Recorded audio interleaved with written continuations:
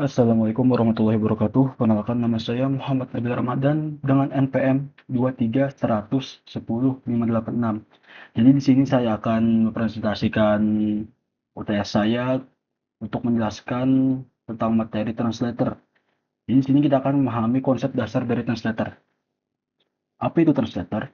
Nah, jadi translator itu adalah program yang berfungsi untuk menerjemahkan kode sumber atau source code yang ditulis dalam bahasa tingkat tinggi seperti C, C++, Java, Python untuk menjadi bahasa mesin atau binary yang dapat dipahami dan dieksekusi oleh komputer. Jadi translator ini mempunyai tiga jenis utamanya, yaitu compiler, interpreter, dan assembler. Jadi compiler dan interpreter ini memiliki perbedaan. Jadi kita mari bahas dulu compiler dulu. Compiler adalah program yang menerjemahkan seluruh source code sekaligus menjadi file executable. Jadi semua kodenya itu diterjemahkan secara langsung, semuanya secara bersamaan gitu. Ciri-cirinya mengkonversi seluruh program dari awal sampai akhir, menampilkan error secara lengkap sebelum program berjalan.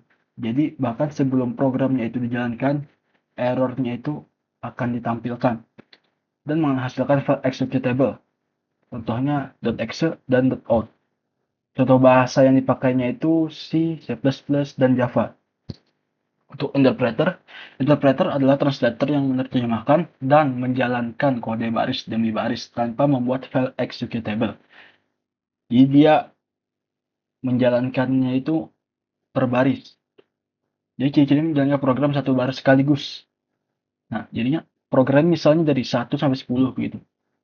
Jadi dia akan menjalankannya itu dari 1 sampai habis, 2 sampai habis, dan seterusnya sampai 10. Tidak berbarengan. Lalu yang kedua, error muncul langsung ketika baris itu dijalankan. Jadi misalnya dia membaca baris ketiga. Saat ada error di baris ketiga, dia akan langsung muncul error gitu dan tidak menghasilkan file executable. Contoh bahasanya itu seperti Python, Ruby, PHP, dan JavaScript. Lalu ada assembler. Assembler itu adalah translator yang mengubah kode assembly. Jadi assembler ini milik assembly tadi yaitu bahasa yang paling rendah menjadi mesin kode. Ciri-cirinya itu mengubah mnemonik. Nah, mnemonik itu adalah kode atau kata singkat yang digunakan untuk mewakili instruksi mesin yang sebenarnya berupa angka biner seperti MOV, ADD, S2B menjadi biner. Dipakai untuk sistem low level seperti OS, embedded system. Contohnya adalah assembly, mesin kode. Di sini ada diagram proses kompilasinya dari source code ke preprocessor, compiler, assembler, linker, dan terakhir executable exit. Saya akan jelaskan satu persatu seperti dari source code dulu ya. Source code adalah kode program yang ditulis oleh programmer menggunakan bahasa pemrograman tingkat tinggi. Contohnya seperti tadi, C, C++, atau Java. Lalu untuk preprocessor merupakan tahap pertama dalam proses kompilasi. Pada tahap ini, preprocessor akan proses direktif seperti include dan define, menggabungkan file header ke dalam kode, serta menghapus semua komentar. Hasil dari tahap ini adalah file dengan ekstensi .i gitu. Lalu ada compiler. Compiler bertugas mengubah kode yang sudah diproses oleh preprocessor menjadi bahasa assembly. Untuk untuk assembler berfungsi mengkonversi kode assembly menjadi objek kode atau kode mesin dalam format binary.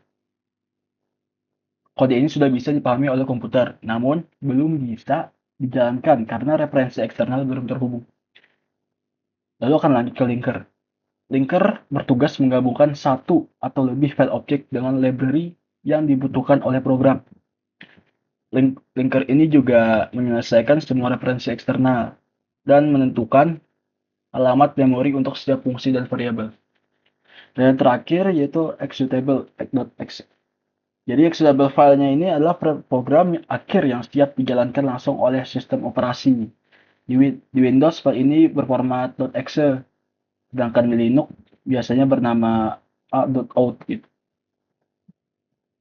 Jadi kesimpulan dari presentasi saya hari ini, translator dalam sistem pemrograman berfungsi untuk mengubah kode sumber menjadi kode mesin yang dapat dijalankan komputer. Tiga jenis utamanya tadi yaitu compiler, interpreter, dan assembler, yang masing-masing memiliki cara kerja dan tujuan yang berbeda. Compiler menerjemahkan seluruh program sekaligus, interpreter menjalankan kode baris per baris, sedangkan assembler mengubah bahasa assembly menjadi bahasa mesin. Proses kompilasi melalui tahap-tahap preprocessor, compiler, assembler, dan linker untuk menghasilkan file executable.exe yang siap dijalankan. Dengan memahami perbedaan translator dan alur kompilasi, kita dapat mengetahui bagaimana suatu program diubah dari kode manusia menjadi instruksi yang dipahami oleh komputer. Mungkin sekian dulu presentasi dari saya. Salah hilap mohon maaf. Wassalamualaikum warahmatullahi wabarakatuh.